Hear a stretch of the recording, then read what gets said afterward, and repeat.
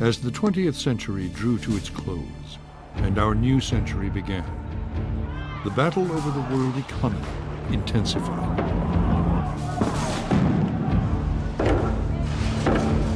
Some people feared globalization and questioned the benefits. Others welcomed it. Millions of people a day are better off than they would have been without those trends and developments, without globalization.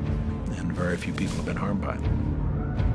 When the terrible events of September 11th seemed likely to drive the world deeper into a recession, new questions emerged about the perils of the new world economy.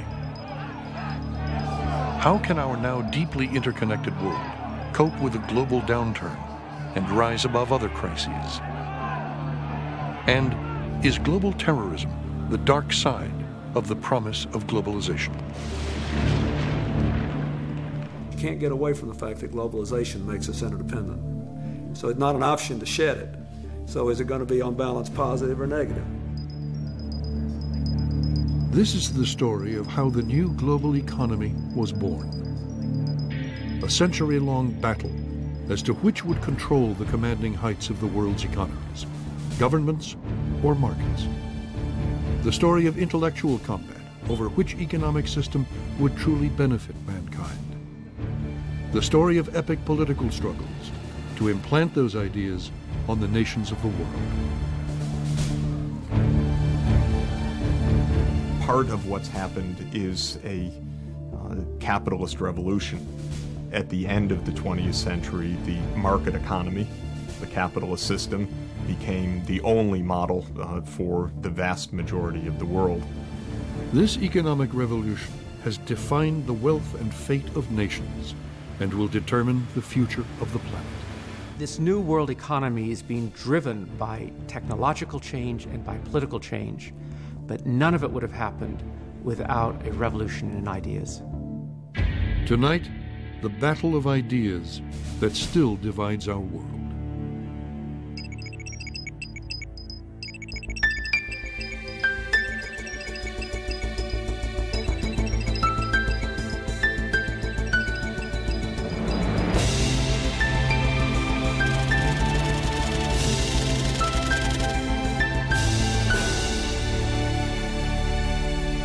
This program was made possible by EDS, offering business and technology solutions from strategy and implementation to hosting. EDS, managing the complexities of the digital economy. FedEx.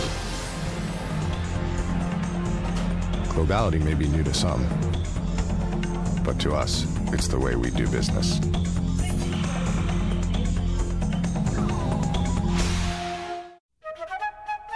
We're reinventing the energy business as we develop American oil and gas, next-generation clean fuels, and renewables like solar power. We're the people of BP. Additional funding was provided by the Pew Charitable Trusts, the John Templeton Foundation, the Smith Richardson Foundation, the Corporation for Public Broadcasting, and by contributions to your PBS station from viewers like you. Thank you.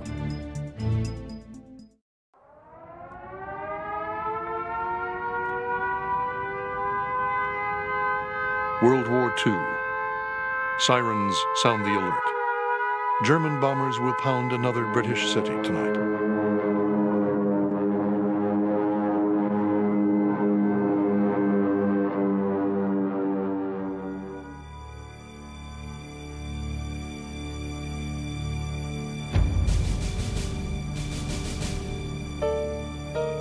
During the Blitz, the two most important economists of the age shared air warden duty on the roof of King's College. An English gentleman and an Austrian exile, personal friends, but intellectual rivals.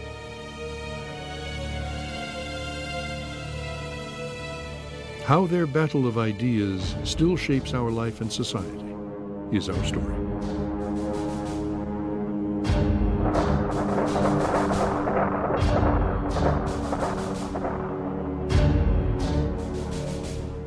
John Maynard Keynes helped the Allied governments defend freedom by planning their wartime economies. Friedrich von Hayek thought government interference in the economy was a threat to freedom. The debate over market forces, whether you have an economy that's based upon prices or state planning, has been at the very heart of the economic battles of the last 100 years. For decades, the ideas of John Maynard Keynes dominated the economies of the Western world. Keynes felt that the market economy would go to excesses, and when things were in difficulty, the market wouldn't work. Therefore, the government had to step in. Hayek felt that the market would eventually take care of itself. It was only when Hayek was a very old man that his ideas began to prevail and the world began to change.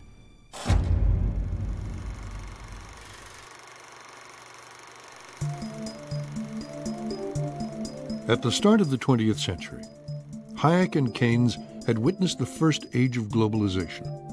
Every day, life was being transformed everywhere. Technologies like the telegraph and the telephone revolutionized communications. Steamships and railways made the world a smaller place. Tens of millions migrated without the need for passports. Keynes described this global market in which trade flowed freely. The inhabitant of London could order by telephone, sipping his morning tea, the various products of the whole earth, and reasonably expect their early delivery upon his doorstep. Militarism and imperialism, of racial and cultural rivalries, were little more than the amusements of his daily newspaper. What an extraordinary episode in the economic progress of man was that age which came to an end in August 1914.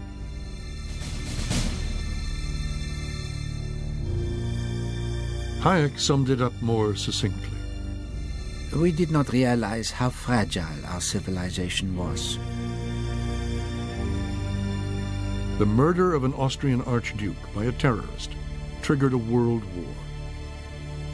It would be almost 80 years before there was once again a truly global economy.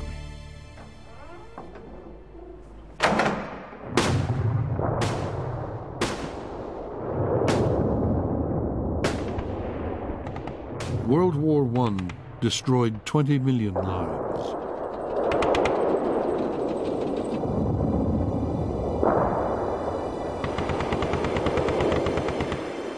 It laid a whole continent to waste.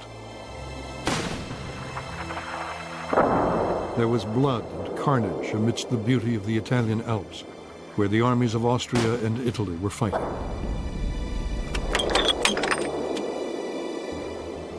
Friedrich von Hayek served in the Austrian artillery. He was only 17 years old, still a schoolboy. The fighting was ferocious. He experienced retreat and defeat. The decisive influence was really World War I. It's bound to draw your attention to the problems of political organization. He vowed to work for a better world. The First World War was a cataclysm. People were disillusioned, people were bitter, they were looking for something better. Socialism, communism seemed to promise that better world.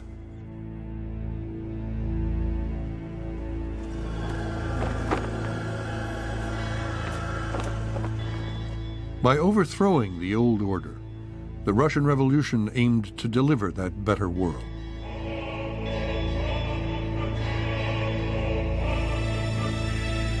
Inspired by the economic theories of Karl Marx, the Bolsheviks sought to smash capitalism.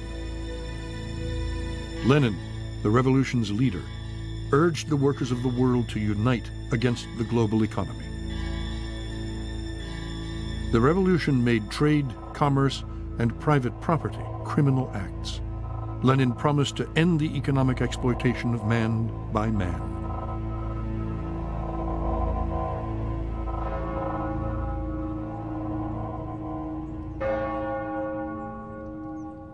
The man who was destined to be Hayek's great intellectual rival was a brilliant young academic at Cambridge University. But John Maynard Keynes was much more than that. He befriended writers and artists. One painted these murals for him. He was also a familiar figure in the city of London, where he made a fortune in the stock market, lost it all, and made it back again. Familiar with politicians and prime ministers, Keynes spent the First World War advising the British government on how to organize its wartime economy. At the end of the war, Keynes joined the British peace delegation at Versailles in France.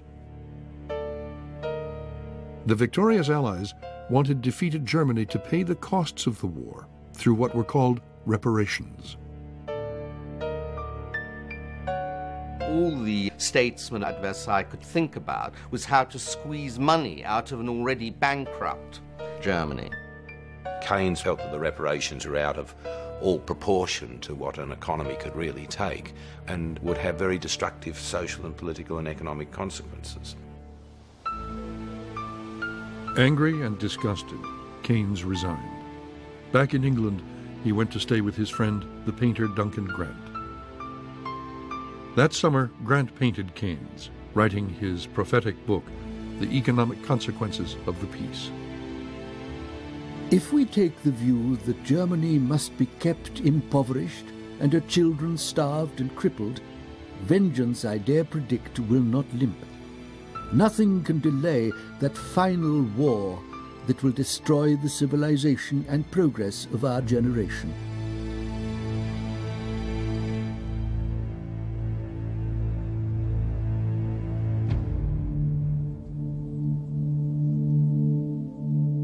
Austria had lost the war and its empire. Vienna was a cold and hungry city. Revolution was in the air.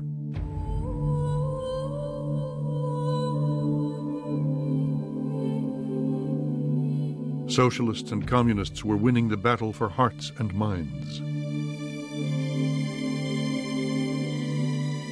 Young and idealistic, Friedrich von Hayek enrolled at the University of Vienna. It was during the war that I more or less decided to do economics. I really got hooked. Socialism seemed to promise a more just society. Albert Slabinger, a former pupil and disciple of Hayek.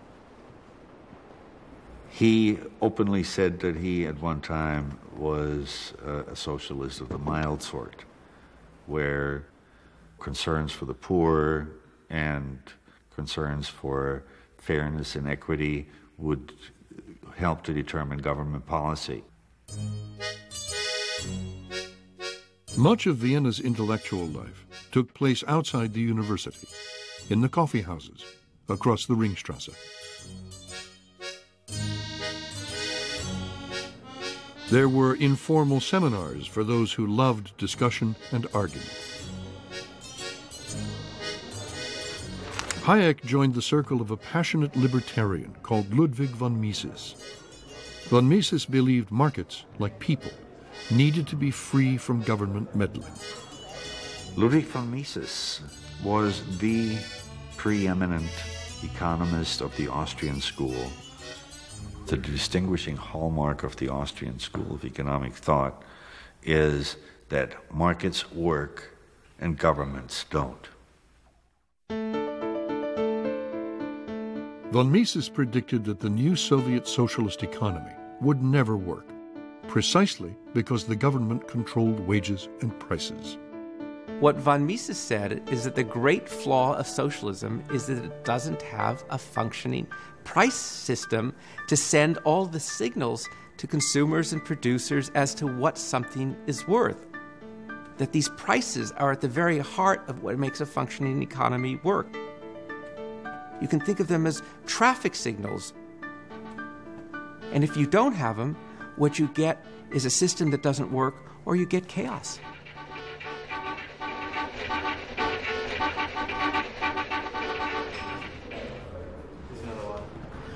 von Mises argued that free markets do it best.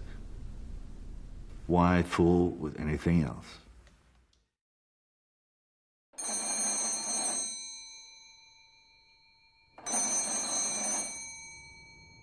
In Soviet Russia, it seemed as if von Mises' predictions were coming true. Lenin had abolished what he saw as the chaos of free markets. The state controlled the economy. Wages and prices were fixed. But the great Marxist experiment was in trouble. Lenin had an economic disaster on his hands. Soviet Russia was a grim place, haunted by cold, famine, hunger, and death. Lenin knew that he needed a different kind of policy, and he instituted what became known as the New Economic Policy. Lenin says farmers can sell their own goods and own their own land. He says that small businesses can operate, and you start to get an economic revival. Well, his comrades on the left attacked him viciously for selling out the principles of Bolshevikism and Marxism. And Lenin, who by this time had already had a stroke, was not well, nevertheless pulled himself up on the platform for one of the very last times in his life. And he was still the old Lenin. He was vitriolic, he was sarcastic. His critics, he said, were fools, were stupid, because the state, the government, the Bolsheviks, would control the overall economy. Steel, railroads, coal, the heavy industries, what he called the commanding heights of the economy.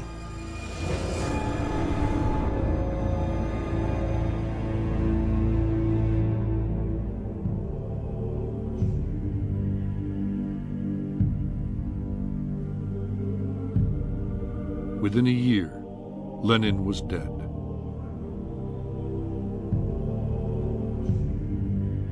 The mourners at Lenin's funeral believed that history was on their side. And in less than 30 years, not only Russia, but Eastern Europe, China, more than a third of humanity would be living according to the economic tenets of Marxist-Leninism. Lenin's successor would tighten the Communist Party's iron grip on the commanding heights of the economy.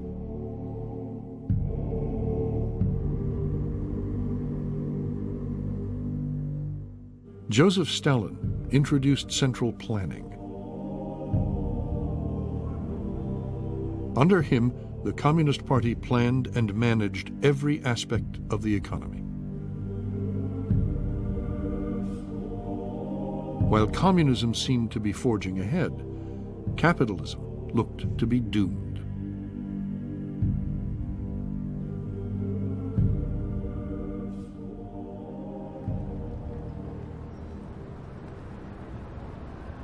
Germany and Austria were living with the economic consequences of the peace. Forced to pay unbearable war reparations, the defeated governments simply printed more money. The result? Inflation, more inflation, hyperinflation. It took a basket full of paper money to go shopping. You saw people carrying their money on wheels because you had to pay for a piece of bread billions of Reichsmark. Hayek, who was working at a statistical research institute, needed 200 pay raises in 8 months.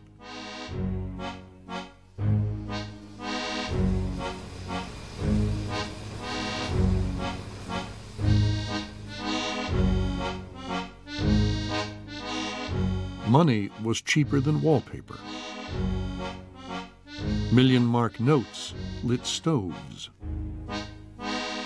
Shoes that cost 12 marks in 1913 sold for 32 trillion marks in 1923. In Hitler's favorite beer cellar, a glass of beer cost 1 billion marks. Hyperinflation wiped out the savings of the middle class. And that was one of the reasons for the success of the Nazis, of Hitler. They got support from these people who lost their fortunes. Hayek would always see inflation as an evil that corroded society and undermined democracy. The fight against inflation became a cornerstone of his economic philosophy.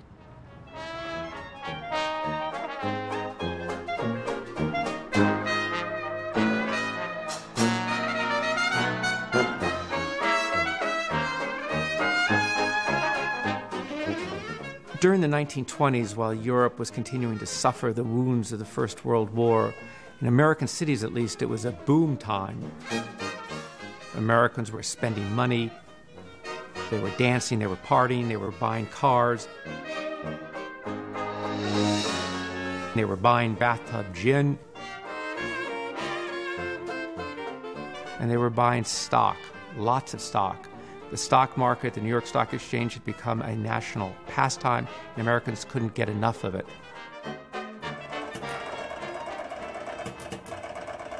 And the favorite stock of the day were in these new radio companies. Radio was like the internet of the 1920s, an industry that had come from nowhere. And the number one glamour stock was RCA, which in just a few years went from $1.50 a share to $600 a share. Americans couldn't get enough of it. It was a classic stock market bubble. Then, on Black Thursday, October 24th, 1929, the bubble burst. Prices plunged. The downward spiral proved unstoppable.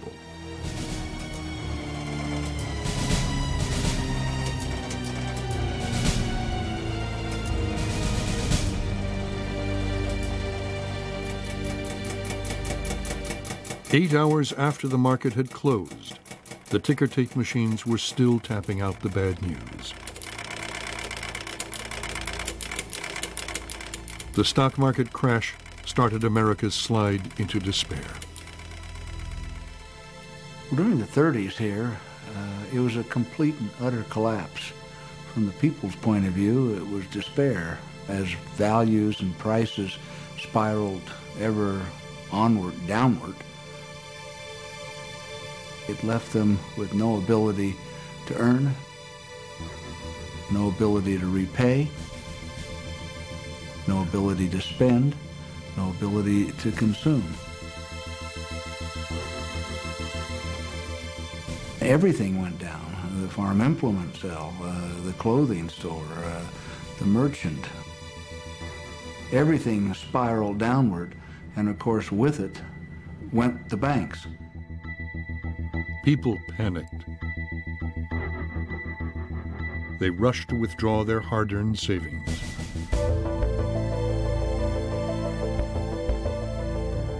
Run on a bank means lines through the lobby and out the front door and down around the block. People waiting day and night to get up to see if they could withdraw their cash. The millions that could not lost everything. If you look at the period of time from 29 on, about half the banks in the United States closed. The government failed to halt the downward spiral. In fact, it made things worse. Private construction virtually ceases. Mills and factories shut down. Railroads come to a virtual standstill. Millions of Americans, men, women, and children, wait in the cold, on bread lines, in soup kitchens. 3 million Americans are ex-wage earners, unemployed. And the ranks of the unemployed ought to soar to 15 million.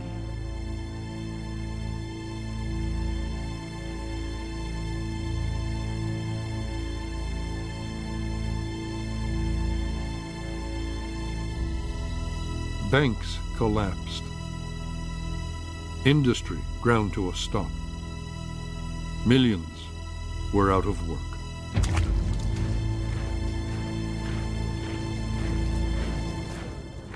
In Britain, working men many of them war veterans, marched the length of the country to petition the government for the simple right to work. In Italy, Spain, and Germany, they marched to a different drum. With the failure of capitalism, fascism cast its shadow ever wider. John Maynard Keynes saw his nightmare coming true.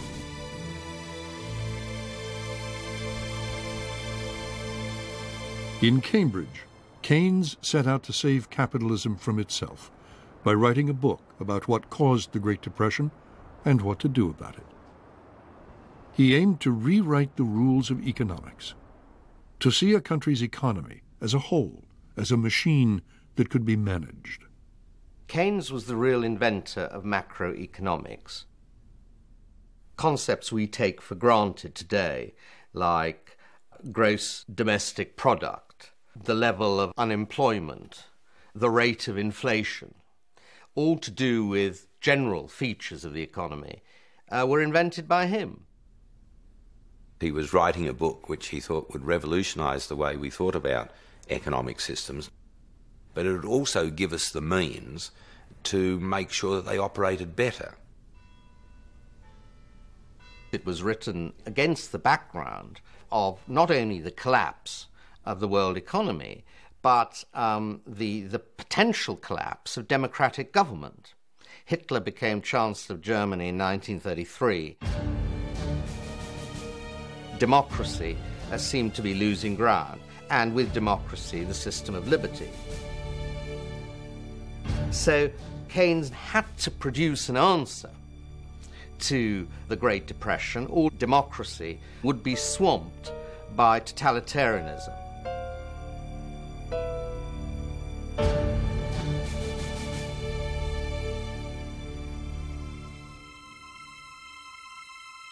The new American president, Franklin Delano Roosevelt, was staring economic disaster in the face.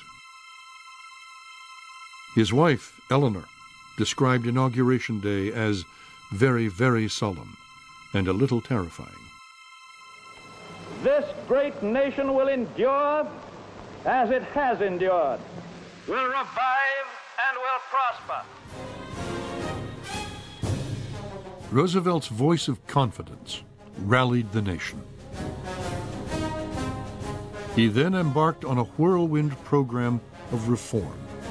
For Roosevelt and the New Deal, it was a war. They were at war with the Great Depression, and they responded with frenetic activity, relief programs for the unemployed, for the hungry, programs to get people back to work. They built dams and highways and national parks. At the same time, they instituted a program of regulating capitalism in a way that had never been done before in order to protect people from what they saw as the recklessness of the unfettered market. Privately, Roosevelt feared the market system had failed. So he created an entire alphabet of new agencies to regulate banks, the stock market, capitalism itself. New headquarters built for the Interstate Commerce Commission celebrated government regulation, which reined in market forces and curbed capitalism.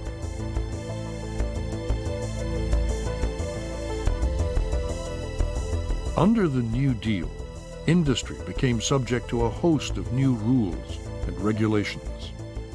And the airline industry was a very good example of that. You'd have people who'd go into this business, be very competitive, they'd go bankrupt, new people would come in, they would go bankrupt. It was very unstable.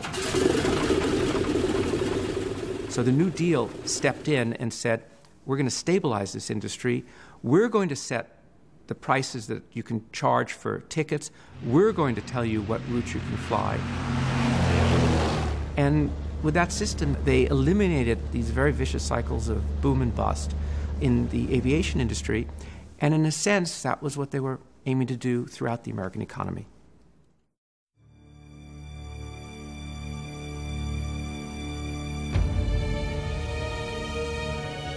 In 1936, John Maynard Keynes finally published his General Theory, a brilliant analysis of how to fight the Depression. By showing governments that it was possible to manage their economies, Keynes made himself the most influential economist of the age. Keynes' solution to the unemployment was for the government to spend the money and restore and maintain full employment. Governments, said Keynes, should spend against the wind. In good times, they should reduce their spending and build surpluses. In bad times, like the Great Depression, they should step up spending, run deficits, and put purchasing power into the hands of working people. He gave people hope that unemployment could be cured without concentration camps.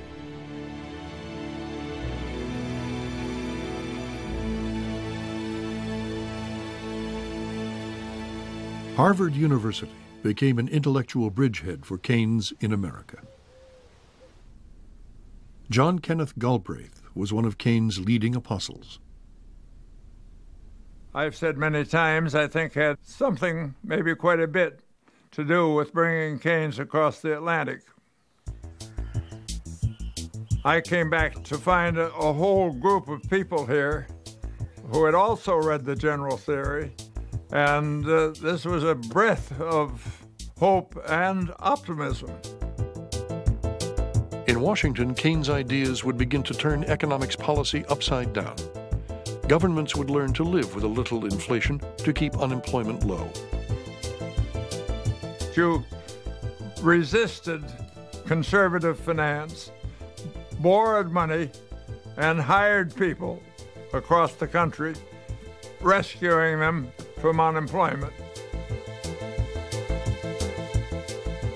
That was the basic essential. And that you didn't worry about accumulating debt. Or more precisely, you worried about it but did it anyway.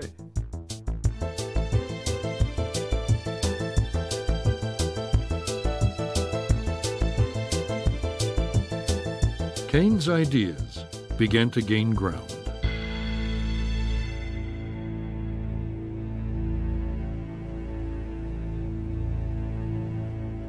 It took a world war for Keynesianism to become government policy.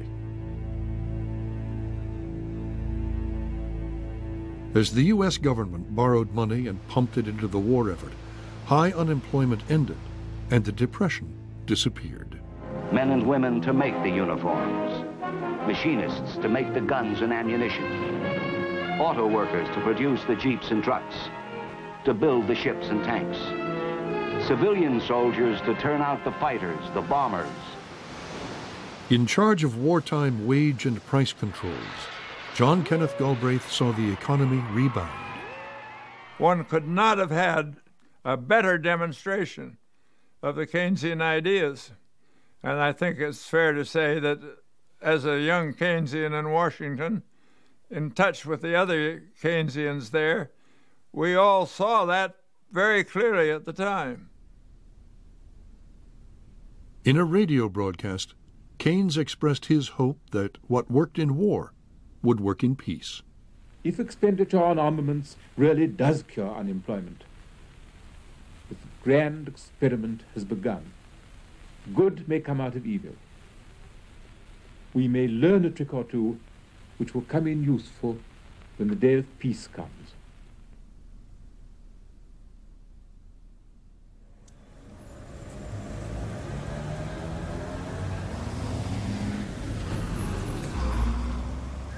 Now teaching at the London School of Economics, Hayek feared that Keynes' Brave New World was a big step in the wrong direction. He attacked the growing consensus by writing The Road to Serfdom. Sarcastically dedicated to socialists of all parties, it was a popular success. There was even a cartoon version of it. Its message was simple and direct. Too much government planning means too much government power.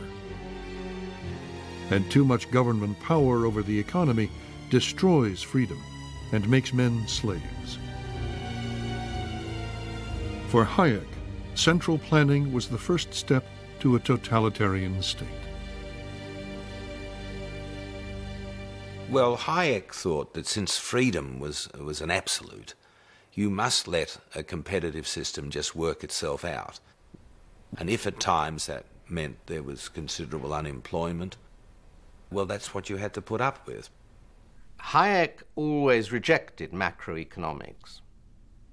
He rejected any government intervention during the Great Depression itself. Whereas Keynes was an activist, said in the long run we're all dead. And in the long run, if we allow things to go on without remedy, we get lots of Hitlers, lots of wars, lots of Stalins. Now, who was right?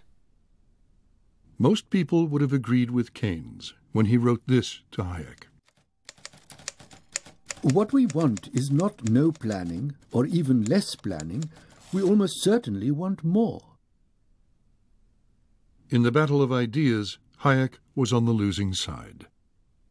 I had a fairly good reputation as an economic theorist in 1944 when I published The Road to Serfdom. And it was treated, even by the academic community, very largely as a malicious effort by a reactionary to destroy high ideals.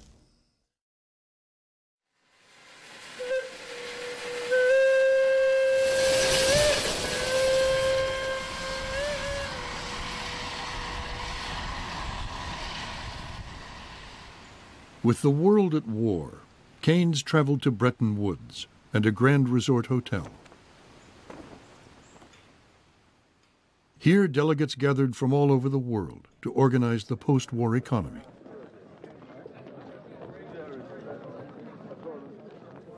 The Bretton Woods Conference created the World Bank and the International Monetary Fund. They were designed to bring stability to the world economy and prevent the unemployment and the depression of the 1930s. Keynes' idealism and humanity were an inspiration. There has never been such a far-reaching proposal on so great a scale to provide employment in the present and increase productivity in the future. And I doubt if the world yet understands how big a thing we are bringing to birth. Keynes did not have long to live. Ill and overworked, his health gave way, but his reputation and influence outlived him. When Keynes died, Keynes and I were the best-known economists. Then two things happened. Keynes died and was raised to sainthood, and I discredited myself by publishing The Road to Serfdom. And that changed the situation completely. And for the following 30 years, it was only Keynes who counted, and I was gradually almost forgotten.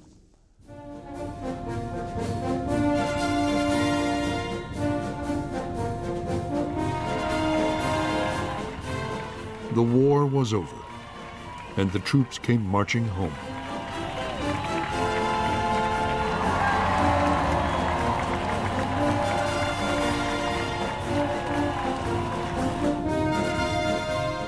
The final summit conference of the three wartime allies took place in a palace in the Berlin suburb of Potsdam. Truman, Churchill, and Stalin came to plan the peace and to redraw the map of Europe. Their different economic systems offered alternative paths to prosperity, but the Great Depression continued to cast its long shadow. There's no doubt that at the end of World War II, there was a tremendous loss of faith in the market economy.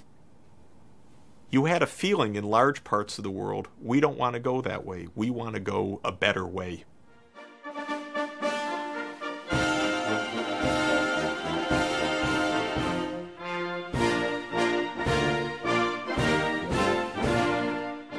In Britain, the troops were coming home to a general election.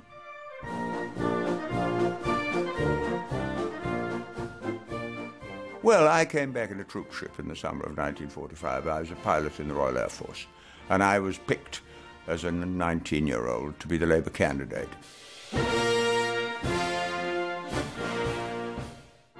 All these soldiers all said, never again, we're never going back to unemployment, Great Depression, to fascism, to rearmament. We want to build a new society.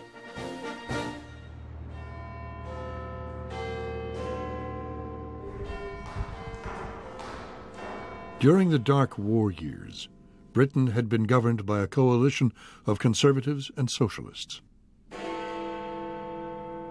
Winston Churchill, the great wartime leader and head of the Conservative Party, expected an easy victory. Everywhere he went, huge crowds turned out to cheer the nation's hero. Heading the campaign against Churchill was Clement Attlee, leader of the Labour Party. Attlee argued that Britain had planned the war, and now planning would win the peace.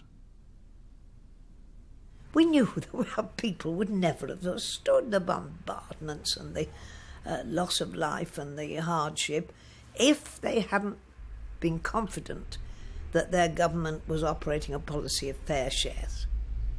We set out to ensure this system of fair shares and of planning and controls continued after the war. Churchill, who was influenced by Hayek's book, The Road to Serfdom, opposed planning and controls. No socialist system can be established without a political police, some form of Gestapo. He got carried away with this Gestapo.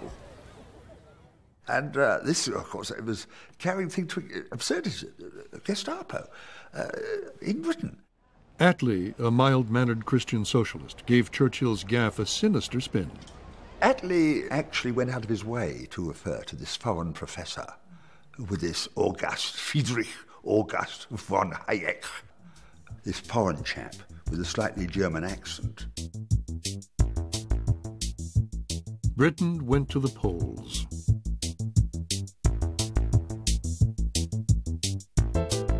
The result was sensational. Here is the state of parties up to 3 o'clock in detail. Conservatives, 180. Labour, 364. Churchill was out. The people had voted for a new socialist Britain. The Labour Party swept to power simply because the vast majority of people, particularly those men and women in the fighting forces who lived through the dreadful Depression years of the 30s, just said, Churchill's done a fine job as war leader, but we don't trust him to win the peace. What kind of society do you want? Attlee promised his party that they would build a new Jerusalem. Let's go forward into this fight in the spirit of William Blake. I will not cease from mental fight, nor shall the sword sleep in my hand, till we have built Jerusalem in England's green and pleasant land.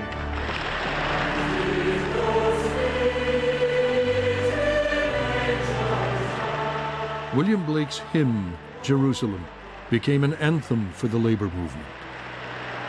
You know, it seemed to people who'd been through a war, it seemed to them natural justice. Why not pool your resources?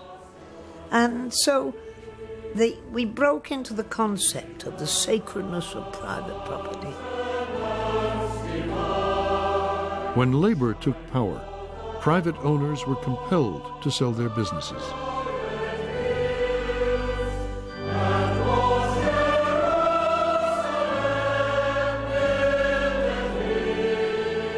Labour created a mixed economy in which newly nationalized industries coexisted with private enterprise.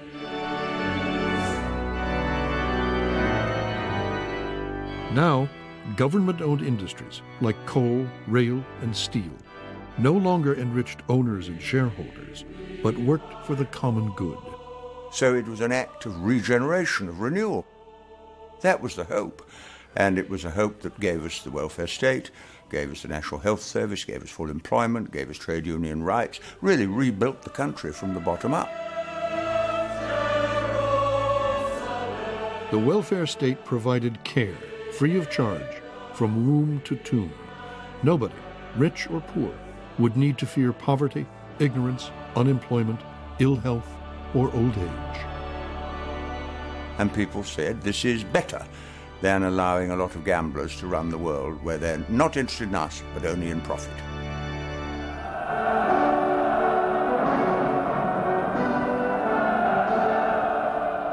Russia ended the war as a military and industrial giant.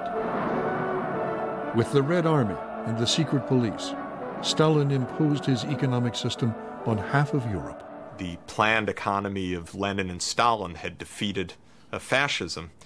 Scientific socialism seemed to be in the ascendancy. Socialism was on the march. Capitalism and free markets were on the retreat. So about 1/3 of the world adopted socialism, sometimes through internal revolution, sometimes through brutal imposition by the Red Army. The world was divided. The Cold War had begun.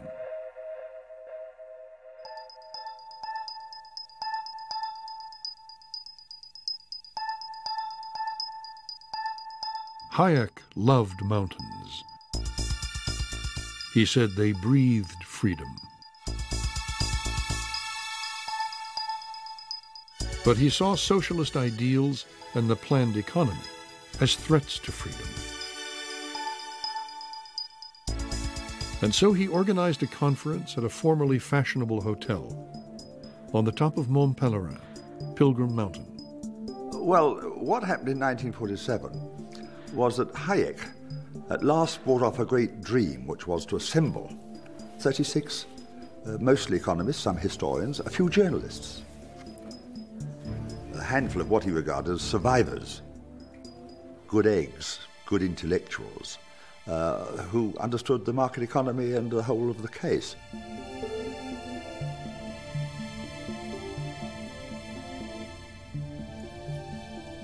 This was Hayek's belief, and the belief of other people who joined him there, that freedom was in serious danger. One of the delegates was a young economist from Chicago, Milton Friedman. And the point of the meeting was very clear. Hayek and others felt that the world was turning toward planning, and that somehow we had to develop an intellectual current that would offset that movement. They met downstairs in the cocktail bar.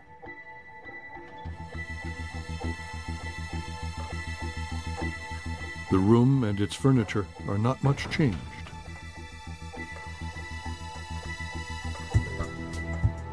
The whole world shadowed by the Iron Curtain, the Russian threat, by the failure to establish democracies in the Eastern European countries, and by the prevalence everywhere, intellectually, of these ideas of collectivism arising from the war.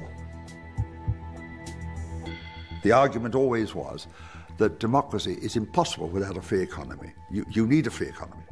A free economy is a necessary, though not a sufficient, condition for democracy. The debates were passionate. At one point, Hayek's former mentor, Ludwig von Mises, stormed out of a meeting. In the middle of a debate on the distribution of income, in which you had people whom you would hardly call socialist or egalitarian, people like myself, Mises got up and said, "You're all a bunch of socialists," and walked right out of the room. But Hayek told the meeting that they had one great lesson to learn from the socialists.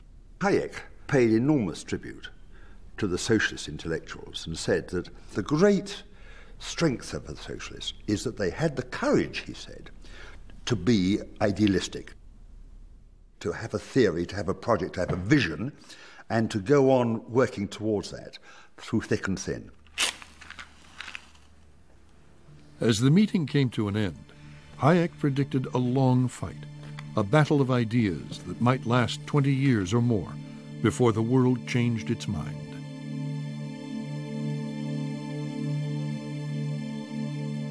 In the meantime, Hayek could see only one gleam of light.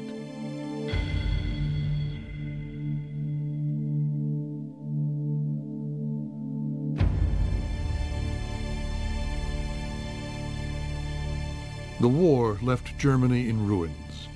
Its economy had disintegrated. Markets had broken down. Shops were empty.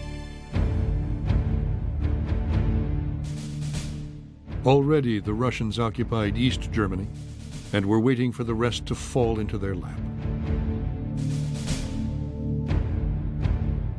In the American and British occupation zones, raging hyperinflation had made the German currency worthless. In the winter of 1948, the Allies appointed as Director of Economic Affairs a rotund, cigar-chomping economist named Ludwig Erhard.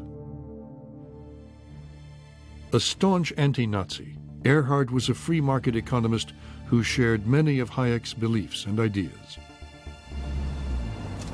He also believed the Allies' economic rules were making a bad situation worse. The occupying authorities had imposed a system under which there were extensive wage and price controls, supposedly to control inflation. But of course, wage and price controls never control inflation. And you had essentially an economy that was brought to a halt. In this situation, the black markets formed. And American cigarettes were its form of currency. Nobody smoked cigarettes. They were for small transactions. Cognac was a medium of circulation for large transactions. The Allies introduced a new currency, the Deutschmark, to replace the worthless German money. But for Erhard, that was not enough. So, without informing the Allies, Erhard went on the radio and made a startling announcement. Ludwig Erhard, a legendary man, he decided without asking anybody and against the will of the American occupation powers, he decided to give up all price controls. Next day, General Lucius Clay, the man in charge of occupied Germany, demanded to know what Erhard thought he was doing. Clay said, "What have you done? You've changed the Allied price controls." Erhard replied, "Herr General, I haven't changed them. I've abolished them."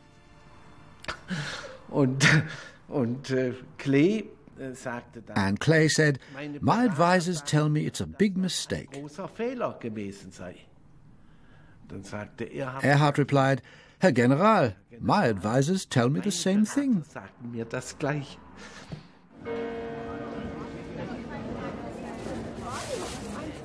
Overnight, the black market disappeared. People stopped hoarding, and goods not seen for 10 years went on sale. It started the markets working with free prices.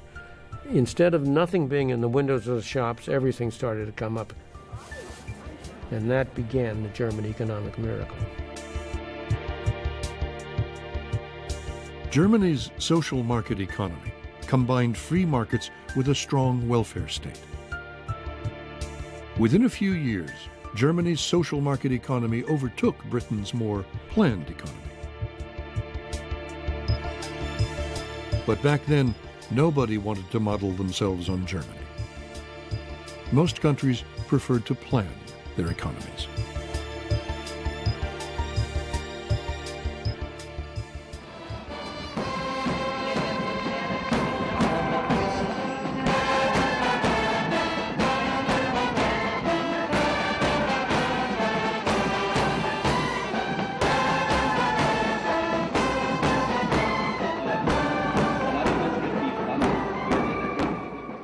India, the jewel in the crown of the British Empire, the very symbol of imperialism, celebrated its freedom.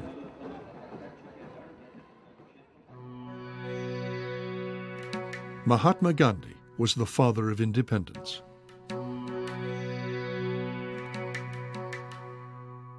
His economic ideal was a simple India of self-sufficient villages. Pandit Nehru, the first prime minister, wanted to industrialize and combine British parliamentary democracy with Soviet-style central planning. In the 1950s, India was the mecca of all economists. You talk of any economist in the world, and they were advising the Indian government. And the advice was, you must have a state-led model of industrial growth. The public sector must occupy what came to be called the commanding heights of the economy. And that's why steel, coal, machine tools, capital goods, all the areas of heavy industry were in the public sector and not in the private sector. Nehru put his faith in technology. Nehru was a rational thinker, and he wanted to apply science and technologies to solve the great mass poverty that prevailed at the time of independence. Under Nehru, central planning became a form of science. Nehru was always recruiting intellectuals in India on his side in the cause of planning. And there was this genius statistician, Mahalanobis, who was head of the Indian Statistical Institute. Nehru asked Mahalanobis to think about how to plan an economy. The brilliant Mahalanobis succeeded in expressing the entire Indian economy in a single mathematical formula. Let YT equal national income, CT equal consumption, and KT equal investment at time into open bracket 1 plus lambda k beta k close bracket minus 1 are fractions of investment allocated to industries producing capital goods, that is K sector, and consumer goods, that is C sector respectively. We shall write. People believed this perfect mathematical model could be applied in a less than perfect world. And at that time, Mahalanobis' model was hailed as one of the pioneering mathematical models for planning in a mixed economy. And that made Mahalanobis very influential. India became the model of economic development for newly independent nations. Across the developing world, socialism, planning, government control, regulation, and ownership, these became the gospel. All over Africa, people looked to socialism to lead them out of poverty. Across South America, governments chose state control as the way to modernize. The apparent success of communist countries like the Soviet Union and China seemed to show the way.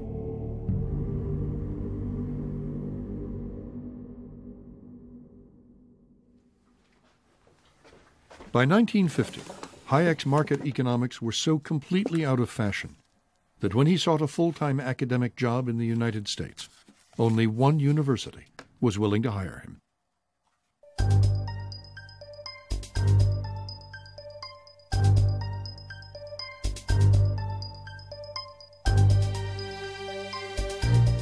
Chicago has always been an exceptional place, out of the mainstream.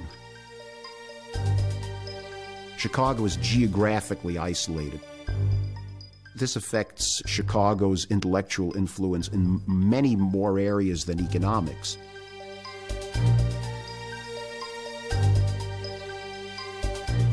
The University of Chicago's intellectual influence would grow.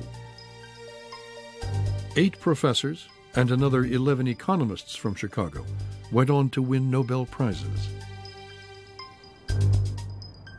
Gary Becker is one of them. When I came as a graduate student to Chicago in 1951, I was flabbergasted by how stimulating the atmosphere was. I had been a very good student at Princeton. My first day in Friedman's class, he raised a question. I answered. He said, "That's no answer. That's just rephrasing the question." That was the example of how blunt people were. Nobody was very polite. And people were interested in ideas and argument, and not in making sure you didn't ruffle anybody's feathers. If you're sitting in a seminar room and somebody up there is saying something which, if imbibed by your students who are sitting in that same room, is going to lead them astray, it's up to you to call that guy right now, you see. and not later. And that, I think, is sort of the spirit that prevailed in the Chicago workshop system. There wasn't that much fighting in the lunches. They were pretty cordial.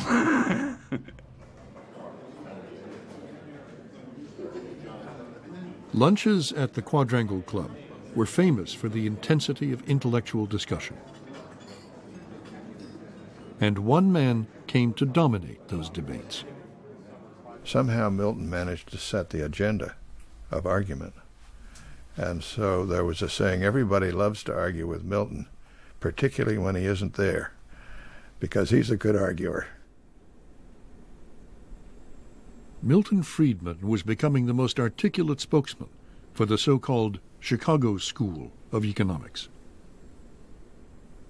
The Chicago School meant was a strong belief in minimal government and an emphasis on free market as a way to control the economy.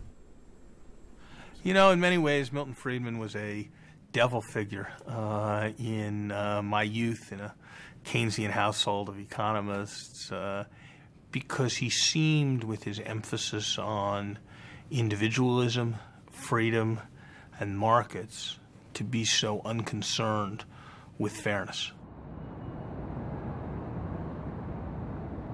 Liberals may have loathed the Chicago School, but Hayek felt on home ground in an intellectual atmosphere so like the Vienna of his youth. Our vision is that the forces of the market are just that. They are forces. They are like the wind and the tides. If you want to try to ignore them, you ignore them at your peril. If you find a way of ordering your life, which harnesses these forces to the benefit of your society, that's the way to go. But in Washington, Keynes was still king of the hill. 19 years after he died, his face was on the cover of Time magazine. Keynes's influence on economics at mid-century can't be exaggerated. The economic advice that economists gave to policymakers said the only reason you have bad economic outcomes is because the government's not doing enough. It sounds almost like central planning, doesn't it? Washington's Keynesians saw the economy not as a force of nature, but a sophisticated machine to be fine-tuned by technocrats like themselves.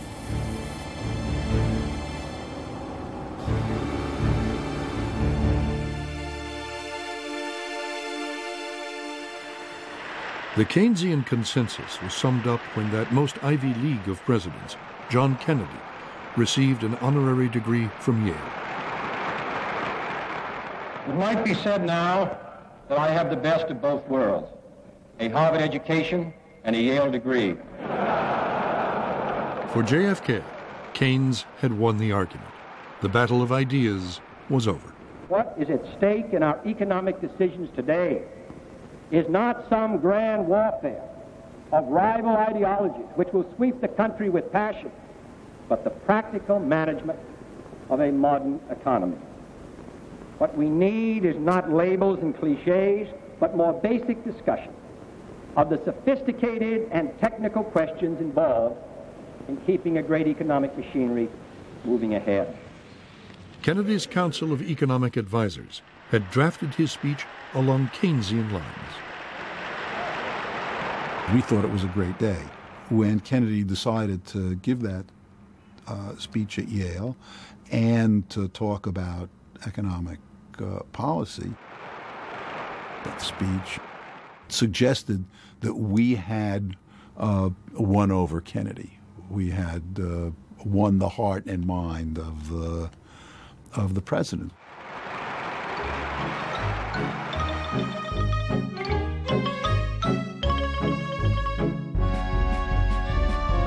For what came to be known as the 30 glorious years, Keynesian economics had been delivering the goods.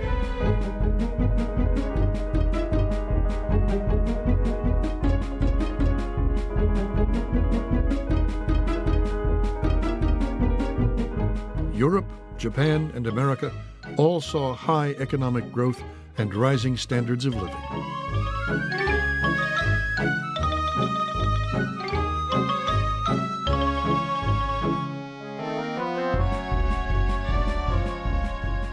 People enjoyed a prosperity undreamed of at the end of the war.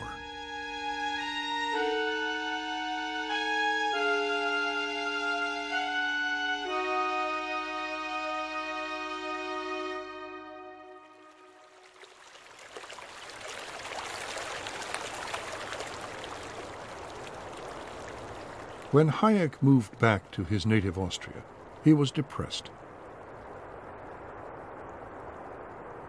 The success of mixed economies made his free market theories, and Hayek himself, seem more irrelevant than ever.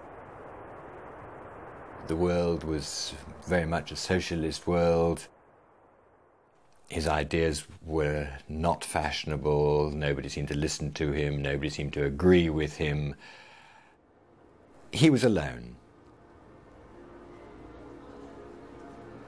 Hayek found his ideas shunned by the academic world.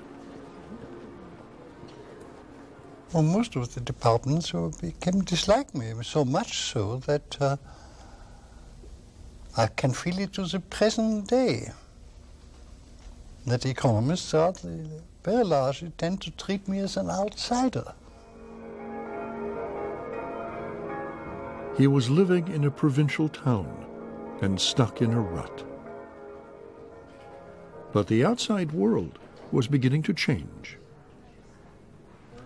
Skimming the newspaper in his usual restaurant, Hayek read how inflation and unemployment were rising at the same time. There was a new word to describe it: stagflation.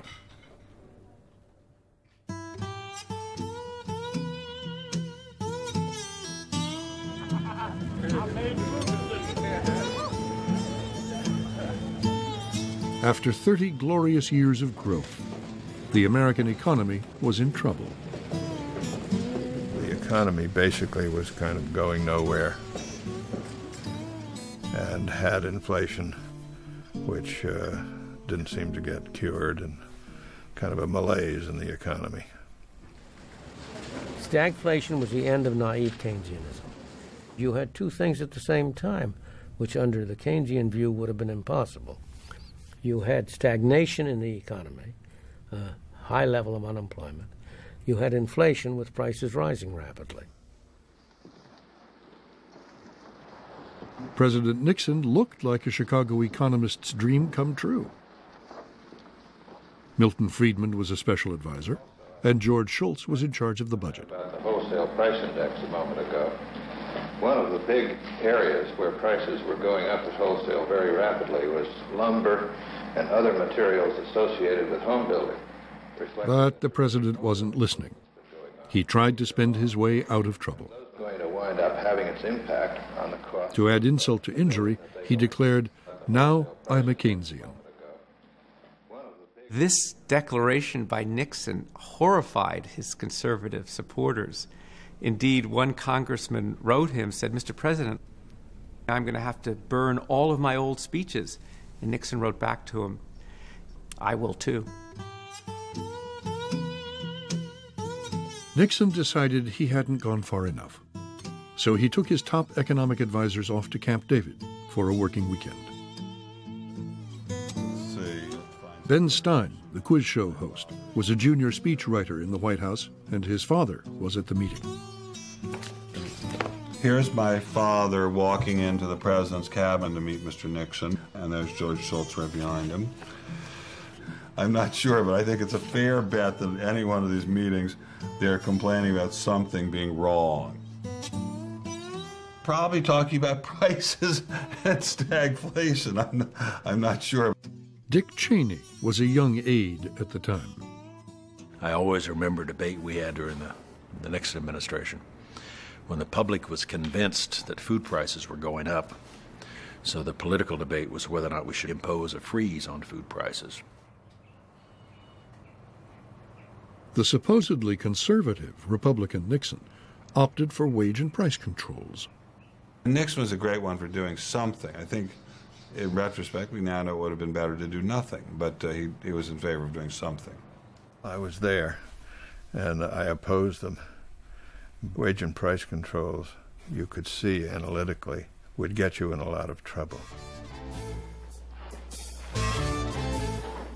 The time has come for a new economic policy for the United States.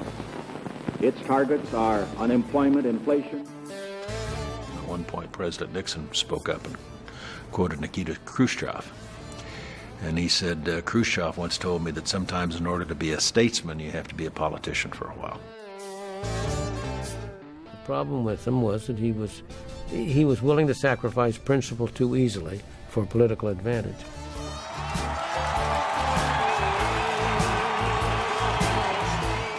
The voters liked the president's war on prices.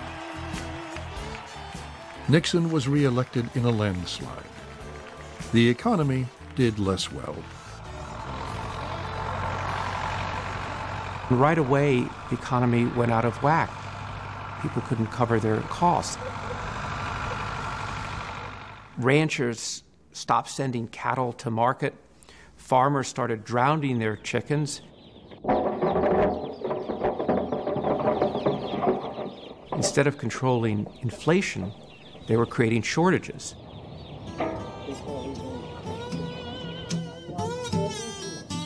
And prices just kept on rising.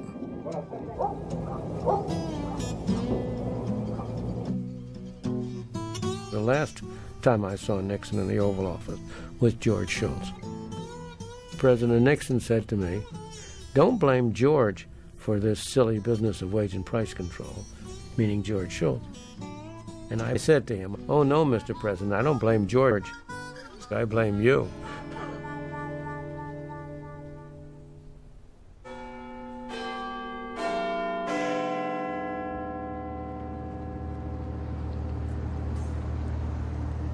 Britain's mixed economy, so widely imitated, was in similar trouble. It too was facing the deadly combination of unemployment and inflation. In theory, the Conservative Prime Minister Ted Heath and his cabinet believed in markets. In practice, like Nixon, they made a sharp U-turn and used wage and price controls to combat stagflation. I was a junior minister in Ted Heath's government, and I remember having to attend meetings of 3 or 4 other ministers where we would actually decide the level of charges plumbers could charge next week to repair taps, and how much taxi drivers could charge for fares, and how much hairdressers should get in wages. It was absolutely unbelievable. It all came to a very sticky end, a complete collapse. A coal miners' strike and an oil crisis plunged the country into darkness. Voters blamed Ted Heath and voted the Conservatives out of office. Well, we're virtually out of business while the power's off. We've got no sets that we can operate at all. We were the sick man of Europe. The English disease was the disease of strikes, which we had all over the place. And you know, it was so bad that Herman Kahn of the Hudson Institute wrote a book called The Year 2000. And he saw many things, but the one thing he did see was that the lower standard of living in Europe in the year 2000 would be shared between Albania and the United Kingdom. Albania.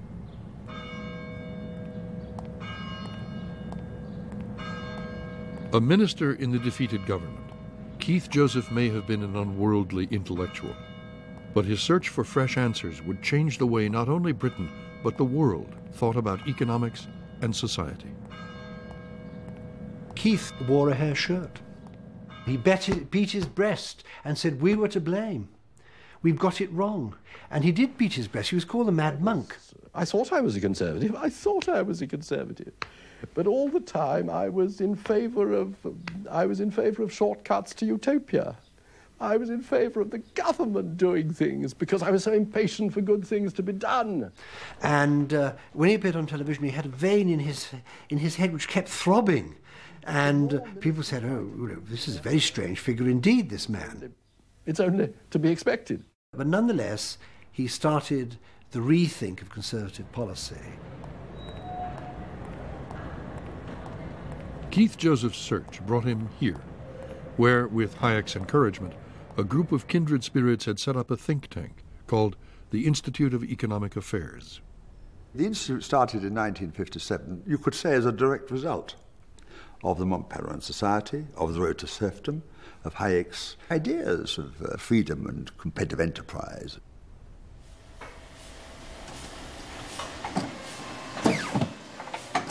With the zeal of a convert, Joseph began to preach the virtues of free markets. In a series of pamphlets, he went on the intellectual offensive, attacking the mixed economy, making the case for capitalism.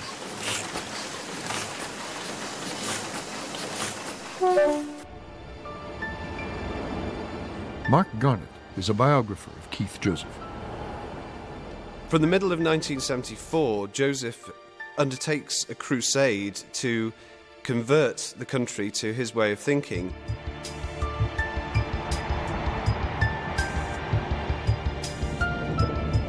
And what he wants to do is to take the battle to the heart of the enemy camp.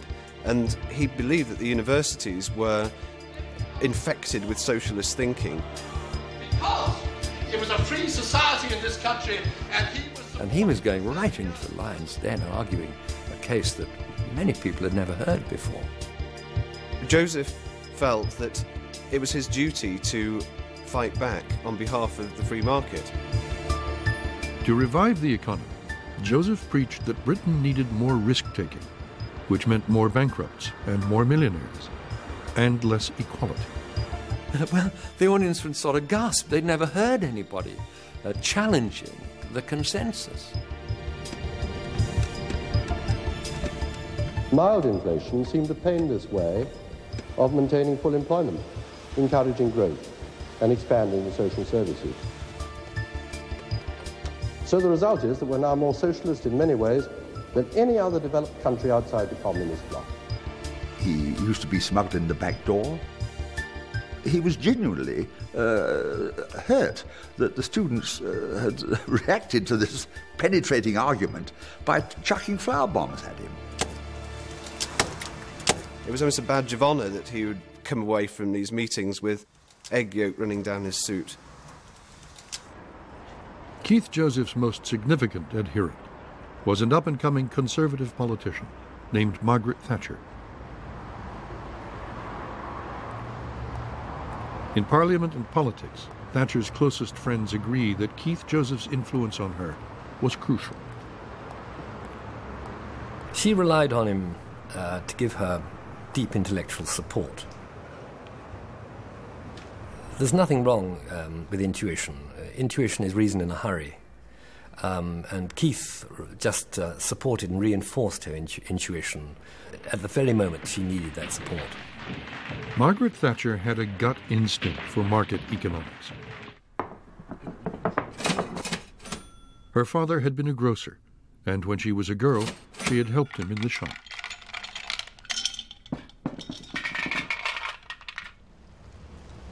Hard-working and studious, she won a place at Oxford University, where she became interested in student politics. While she was at Oxford, she read Hayek's Road to Serfdom. It made a lasting impression on her. Years later, when she became the first woman to lead the Conservative Party, she once slammed Hayek's book down on a table and announced, "This is what we believe." Thatcher's office came on and said, could she come and drop in to see him? And so she called by, and there was a period of unaccustomed silence from Margaret Thatcher as she sat there, intense, attending to the master's words. By 1974, Hayek sensed the world beginning to go his way. So far as the movement of intellectual opinion is concerned, it is now, for the first time in my life, moving in the right direction.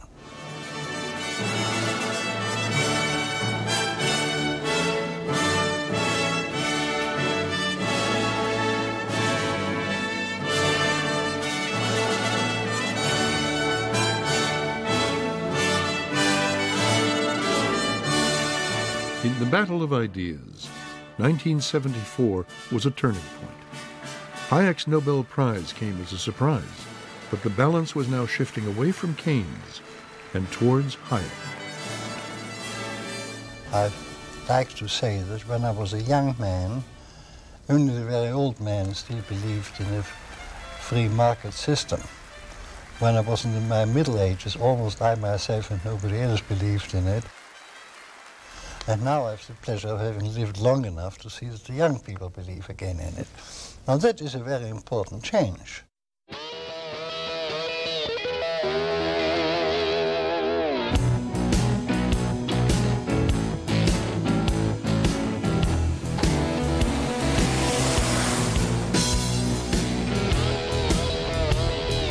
The U.S. economy was going through the worst downturn since the Great Depression. Industry slowed. Unemployment rose. The Yom Kippur War was followed by an Arab oil embargo. Americans waited in gas lines, and the price of everything kept rising.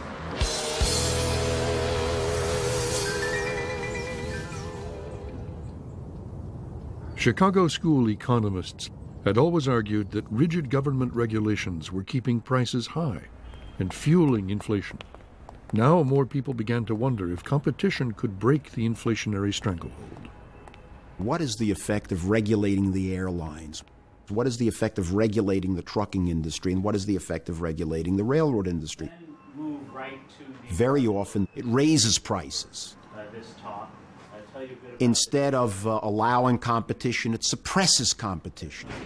Number 4 is... In 1962 of Juliet, monitor tower 126, point enter. Unit 43 heavy, runway 32 left at Mike. Eastern left, join Bravo, so Mike 2 at Mike, move now. In the airline industry, the host of regulations enacted during the Great Depression were still in force. It was a classic example of regulated capitalism. But deregulation was in the air.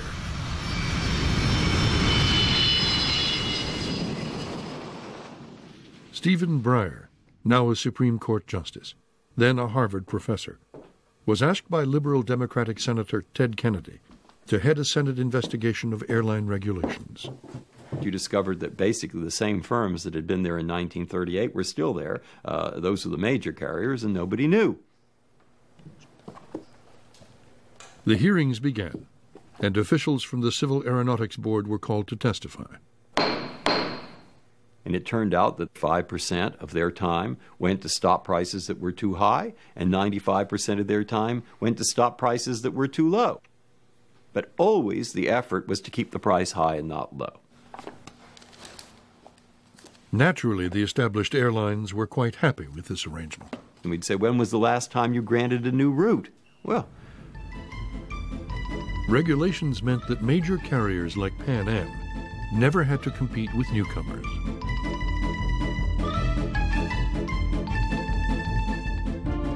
But some cut-price charter flight operators wanted to break this club. Leading the struggle against Pan Am over its profitable transatlantic flights was an exuberant Englishman called Freddie Laker. I'm Freddie Laker. I own Laker Airways, and I'm dedicated to low-cost air travel. With Laker, you can fly round-trip to the USA or Canada in one of our wide-body DC-10s for less than half the price of a normal economy ticket. Look, I've got to give you a better deal. I've got my name on every plane. And the Transportation Department said that this may hurt Pan Am. And Freddie Laker testified and said, the cause of this whole thing is Panamania.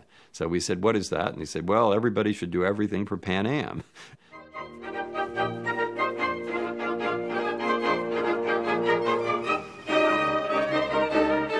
The man who was to sweep away airline regulations is a lifelong Gilbert and Sullivan fan. Improbably enough, the bearded poet is played by Fred Kahn, a professor at Cornell University. Kahn wanted a leaner, meaner regulatory environment in which the market was free to chase profits without the dead weight of bloated government.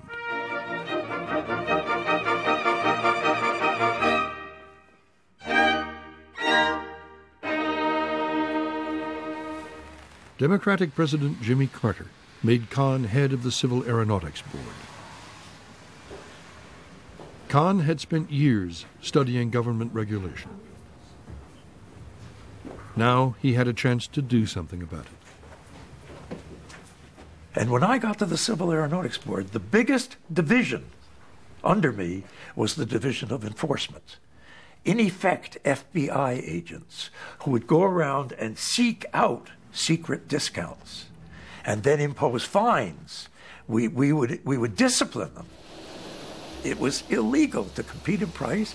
That means it was illegal to compete in the discounts you offer travel agents. So we regulated travel agents' discounts.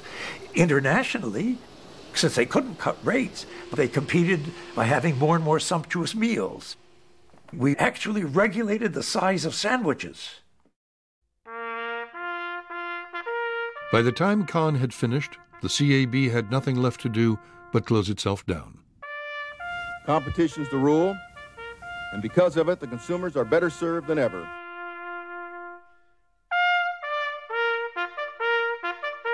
Airline deregulation led to painful turbulence as new carriers came and went. Like her father, Judith Hamill works in the airline industry. My dad was a jet mechanic with Braniff. At the age of 59, he found that his skills were no longer desirable or needed. And when Braniff came back, because of the duty to hire, he came back at half the salary that he had made before. When you give your life and you live by the rules and then the rules change, it's sad. But 20 years later, the industry was employing 2 times as many people to fly almost 3 times as many passengers. The industry vastly underestimated the demand for airfare at lower prices. And what's happened is that as the prices went down, demand went up dramatically.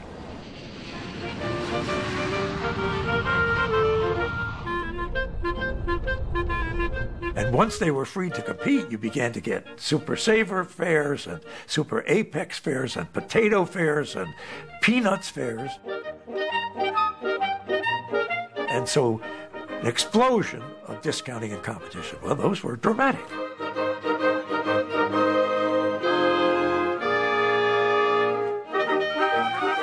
The stage was set for deregulation of the U.S. economy. And now these ideas were about to make their entrance in the very homeland of Gilbert and Sullivan.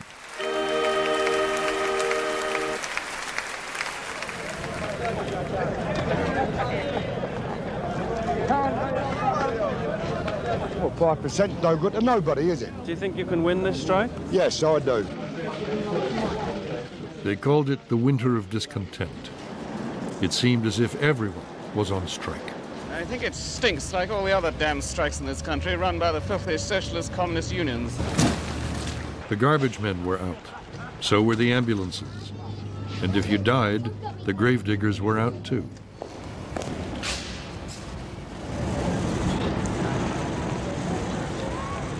With the economy in apparently terminal decline, the people voted for a new conservative government headed by Margaret Thatcher.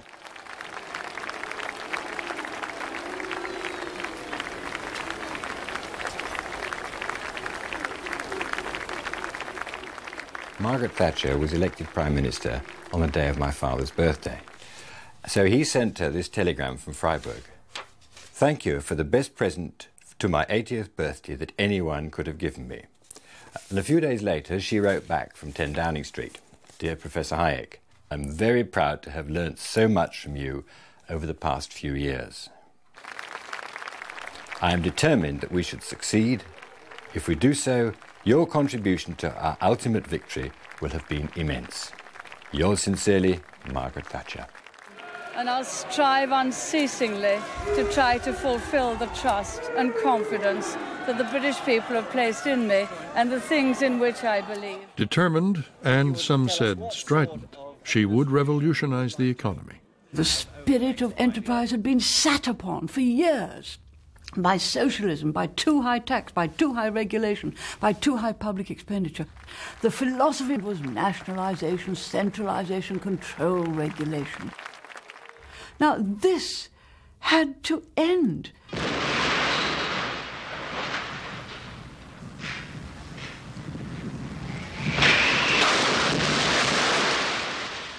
Thatcher squeezed government spending and cut subsidies to business. Thousands of bankruptcies and higher unemployment followed. Many saw her as uncaring. Britain had rarely been so divided. Maggie! Maggie! Maggie! Maggie Thatcher! Thatcher had no time for conventional Keynesian economists who urged her to use government money to lessen the pain. Although 364 economists wrote to the Times and said, this is outrageous, you'll put us into a deep depression from a recession, 364 were wrong, and the half dozen who supported us were right. Those who urge us to relax the squeeze, to spend yet more money indiscriminately in the belief that will help the unemployed and the small businessman, are not being kind or compassionate or caring. I have only one thing to say. You turn if you want to. The ladies not for turning. In Britain, the battle lines were drawn. In America, the fight was already underway.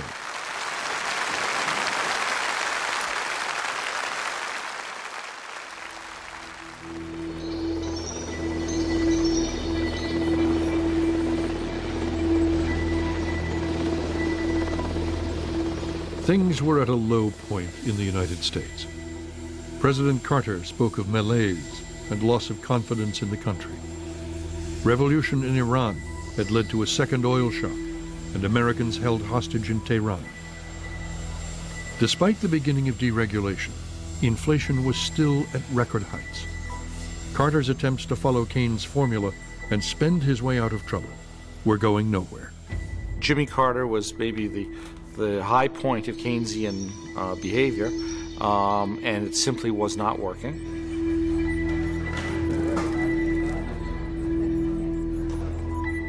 Toward the end of the Carter administration, with inflation out of control, Paul Volcker was made chairman of the Federal Reserve.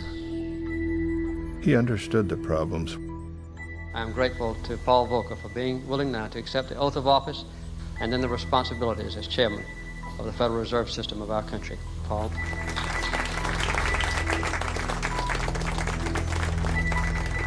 Paul Volcker was steeped in the ideas of Austrian school economics. It's obvious to all of you from what's been said today that we're face to face with really unique economic difficulties. Volcker believed that inflation was one of the worst of all economic evils. It came to be considered part of Keynesian doctrine that a little bit of inflation is a good thing. And of course what happens then, you get a little bit of inflation, then you need a little more. If it peps up the economy, people get used to it, it loses its effectiveness like an antibiotic. You need a new one, you need a new. And I certainly thought that inflation was a dragon that was eating at our innards, so our need was to slay that dragon. Volcker used a blunt weapon. He tightened the money supply.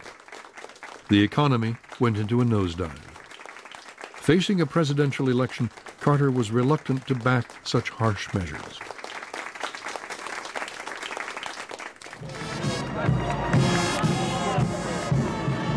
Carter's rival was the Republican Ronald Reagan. Reagan shared the same economic philosophy as Margaret Thatcher. For over 20 years, he had been campaigning against the Keynesian orthodoxy and for Hayek and Friedman's ideas of free markets and freedom. Reagan knew Hayek personally, and he knew Milton Friedman personally. And Reagan was, in a sense, their popularizer. So he was the person who could take these people who were very profound but not very easy to communicate. I mean, I don't think you'd ever get Hayek on the Today Show. But you could get Reagan explaining the core of Hayek with better examples in a more understandable language. Vote for me if you believe in yourself. If you believe in your right to control your own destiny and plan your own life. Yes, and have to say with the spending of your own money. The president is going to have more government on the backs of the people and of business and of industry and the working people in order to try to solve the problems that were created by too much government on our backs. We can get government off our backs, out of our pockets. This kind of indifference to economic disaster must be ended, and it'll be ended by having a different kind of leadership. The American people voted for change, and Reagan became president. The situation was this. The only way you could get the inflation down was by having monetary contraction. There was no way you could do that without having a temporary recession. Obviously, who wants a recession? But I can remember President Reagan using those famous words, if not now, when? If not us, who? Reagan offered Volcker his moral support in the fight against inflation. As Volcker tightened the money supply, the economy slowed and contracted. Unemployment hit 10%. Nobody had realized quite how tough it would be.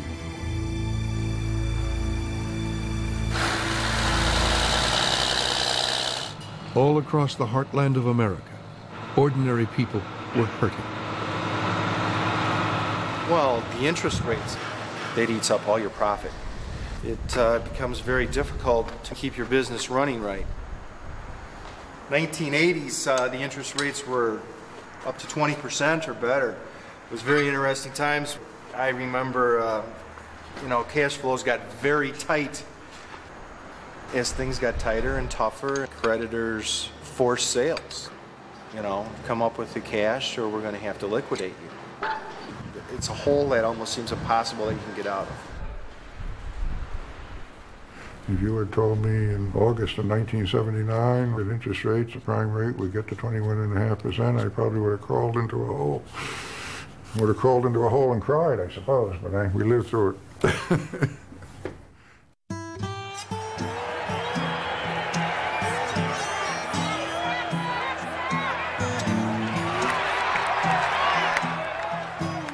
It had taken 3 years.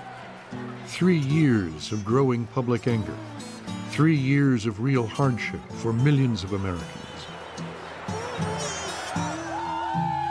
But by 1982, the dragon of inflation had been slain.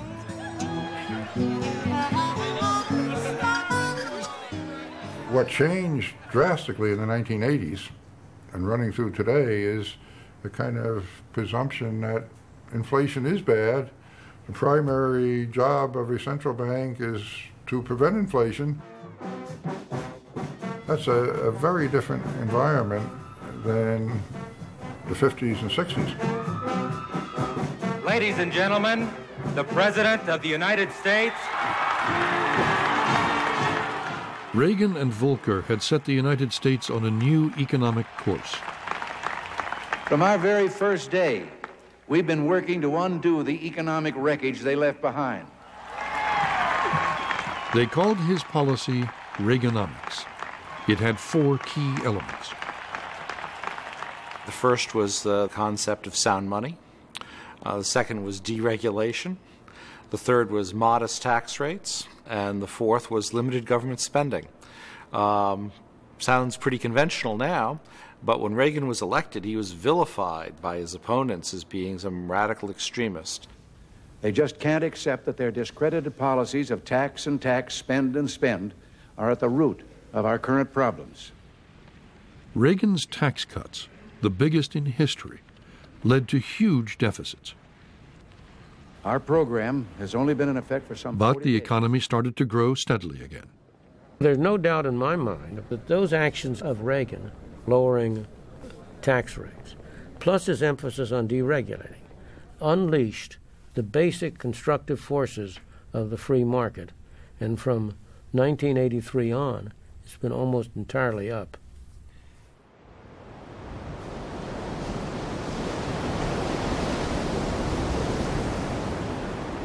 Far away in the South Atlantic, a British expeditionary force was at sea. Argentina had seized the Falkland Islands from Britain. Margaret Thatcher risked a war to make the islands British once again. 6-8 now, 6-8 now, set!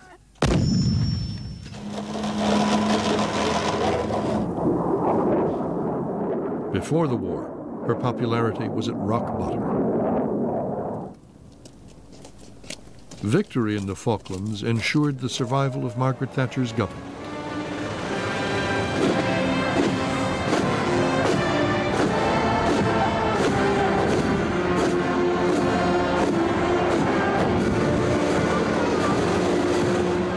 The Falklands saved her. The Falklands gave her a new lease of life to implement the policies on which she had embarked, which were not yet producing results. In effect, she gambled all on the Falklands, and she won decisively. And that, of course, not only greatly bolstered her standing within the Tory party, it bolstered her standing in the country, and it greatly enhanced her reputation internationally. The Falklands War set her up politically to fight the final battle for the soul of the British economy. The impact would be worldwide.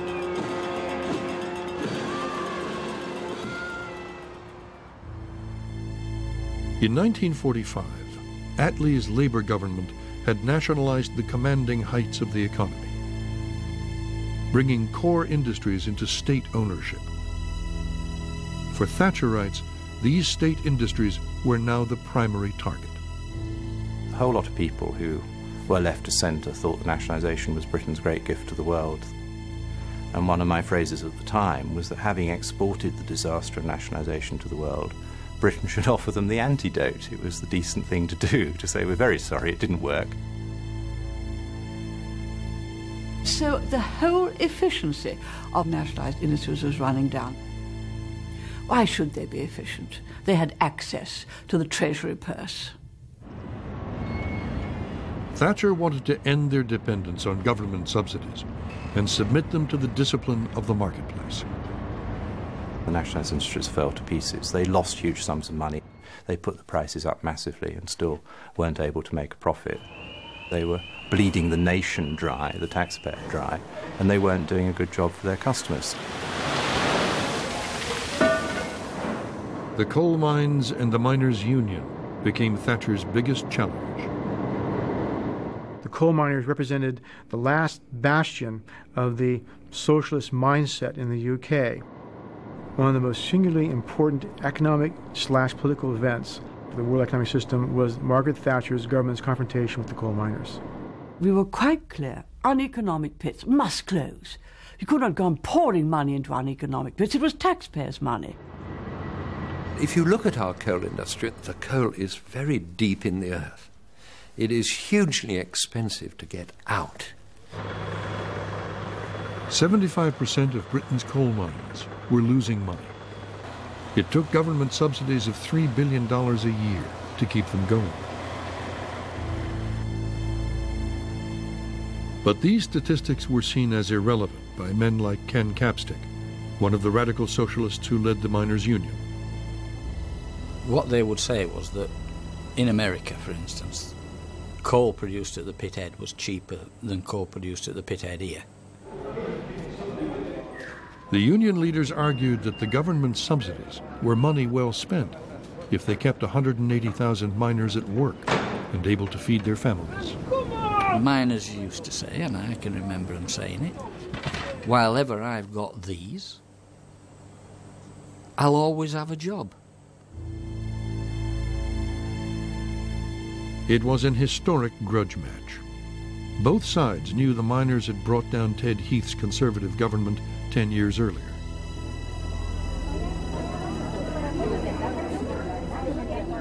The fiery Marxist who led the National Union of Miners said no mine should be closed until the coal ran out.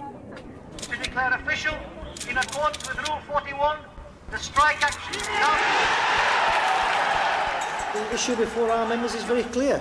They either accept the policies of the Coal Board and the government, which will result in the loss of 70,000 jobs, or alternatively they stand on their feet like men, they fight, defend their jobs, defend their pits and defend their dignity. The strike was an epic clash of values, which symbolized the wider battle of ideas. Socialist against capitalist, free market against state ownership. And it was a question of power. Who ruled Britain?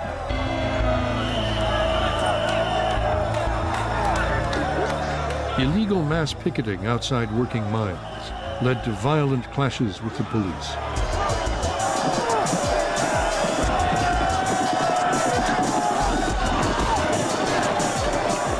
It was the next thing to a war. We were faced with an enemy, and that enemy was out to destroy our livelihoods, out to destroy our pits, out to destroy our communities and what our communities stood for. Miners and their families had a set of values that I don't think Margaret Thatcher could understand. Values of socialism and Christianity. The two things went hand in hand in many ways. For more than a year, the miners held out, until internal rifts and the desire of many to return to work brought the walkout to an end. And then, suddenly, it collapsed, the strike, and the most powerful union, with the most militant leader, had failed. Britain has changed. Today, less than 3,000 work in the mines. I feel devastated by what I see. Grimethorpe had considerable reserves of coal when it was closed. Plenty of work for those miners to continue to do, to keep their families. You can see the wastelands. You can see the social deprivation that it caused. The children that are coming along, no prospects, no future.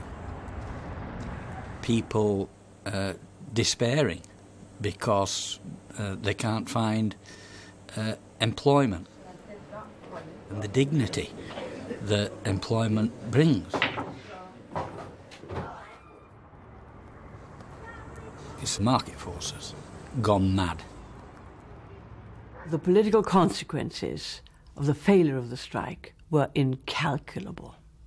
The coal mining strike of the early 1980s was a tragedy for so many of the mining families that were involved in it. Perhaps the greatest political impact was on the Labour Party that had all along opposed Thatcher's free market policies. I came into politics as someone who lived in an area which was an old mining community. The problem for the left in the past was they equated the public interest with public ownership and public regulation, and therefore they assumed that markets were not therefore in the public interest. What we have had to explain both to ourselves and to the country, and now I believe it's possible to explain this to the rest of the world as well, is that markets are in the public interest.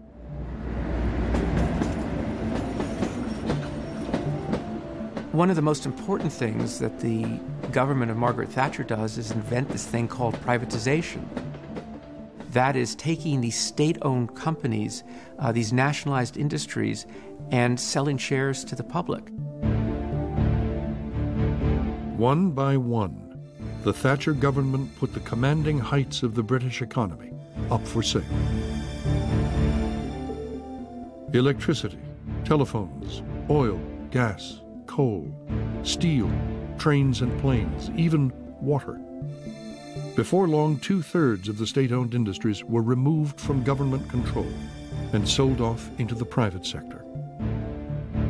Who should control the commanding heights, governments or markets? In Britain, that battle was over. What Margaret Thatcher did in Britain and the principles that she introduced were imitated worldwide. Asia, Latin America, even in Africa, and to some degree in the Middle East. The tide had surely swung. The thinkers that had kept alive the ideas of markets did play their role at that moment. In his lifetime, Hayek saw fascism rise and fall, communism come and go, and the end of his years in the intellectual wilderness.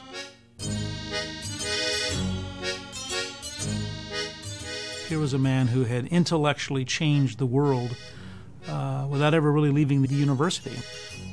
It was the power of his books, the power of his ideas, as then captured by Ronald Reagan and Margaret Thatcher, that had changed things. You had in Reagan and Thatcher at the same time two what I call idea politicians. They had ideas, they were convinced they were the right ideas, and they put them into effect.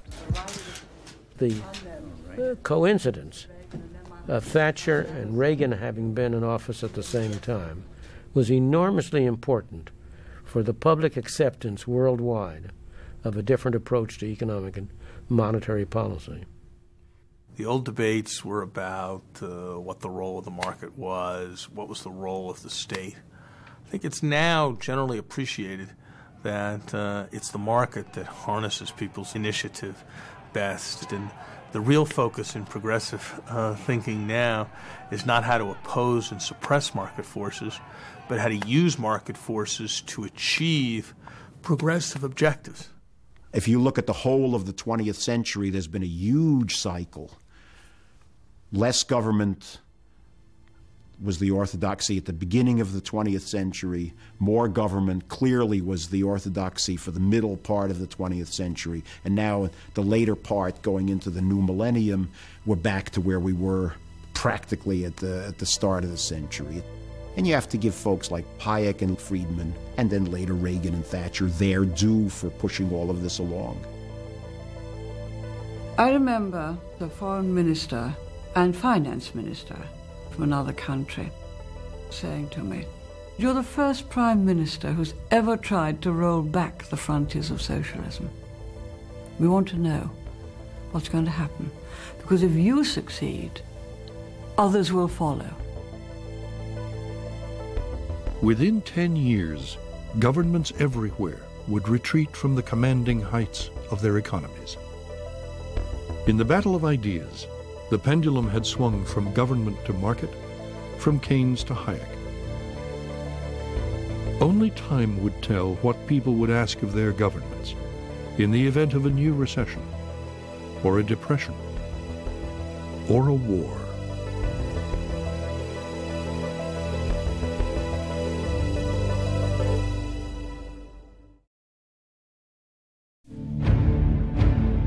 Next time on Commanding Heights.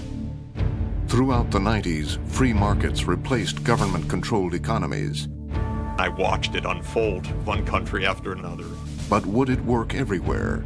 Gorbachev began too late, and his reforms were too cautious. The agony of reform. Next time on Commanding Heights.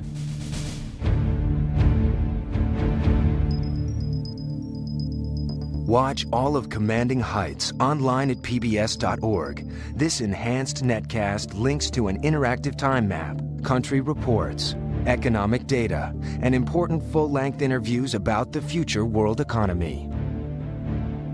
Commanding Heights video set and book are available from WGBH Boston Video.